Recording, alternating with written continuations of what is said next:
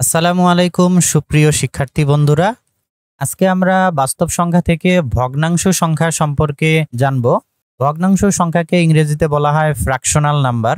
দুইটি পূর্ণ সংখ্যার অনুপাতকে ভগ্নাংশ সংখ্যা বলে। একটি ভগ্নাংশে দুইটি অংশ থাকে।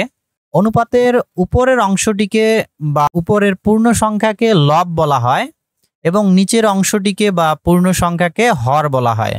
যেমন পূর্ণ সংখ্যা ৫ ও ১১ এর অনুপাত ৫/১১। এই ৫কে বলা হয় ভগ্নাংশের লব, আর ১১ এই নিচের অংশটাকে বলা হয় ভগ্নাংশের হর।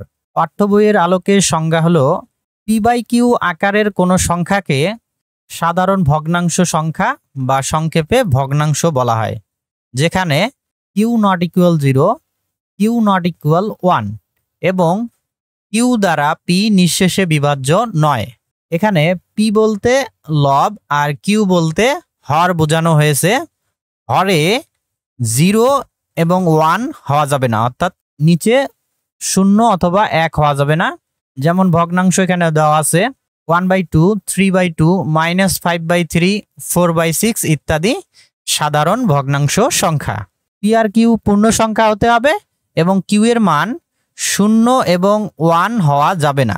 আবার এমন সংখ্যা হওয়া যাবে না যেন q দ্বারা p নিঃশেষে বিভাজ্য, অর্থাৎ p/q ইকুয়াল, যদি p এর মান 4 আর q এর জায়গায় 2 হয়, তাহলে এই যে 2 দ্বারা 4 কে ভাগ করা যায়, 2 দ্বারা 4 নিঃশেষে বিভাজ্য, অর্থাৎ এটা ভাগ করলে আমরা পাবো 2। তো এই ধরনের সংখ্যা হওয়া যাবে না। এজন্য এখানে বলা হয়েছে q দ্বারা p নিঃশেষে বিভাজ্য নয়।